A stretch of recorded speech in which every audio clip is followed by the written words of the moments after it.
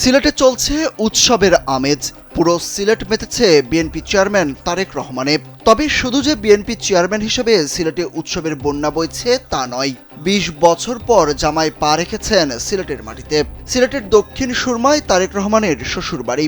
বুধবার দিবাগত গভীর রাত ১২টা ৪০ মিনিটে তারেক রহমান উপজেলার সিলামের রহমত মঞ্জিলে পৌঁছালে আত্মীয় স্বজন, এলাকাবাসী ও দলীয় নেতাকর্মীরা ফুল দিয়ে তাকে সংবর্ধনা জানান। দীর্ঘদিন পর জামাই তারেক রহমানের আগমনকে ঘিরে ব্যাপক প্রস্তুতি গ্রহণ করেছে ডাক্তার জুবাইদা রহমানের পরিবার ও স্থানীয় বিএনপি। ১২,০০০ নেতাকর্মীর জন্য ৪৩ হাঁড়ি খাবার রান্না করা হয়েছে।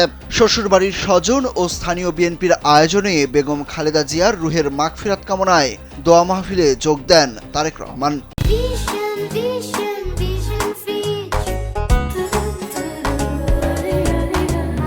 দোয়া মাহফিল শেষে আত্মীয় স্বজন ও স্থানীয় বিএনপির নেতাকর্মীদের সঙ্গে কুশল বিনিময় করেন।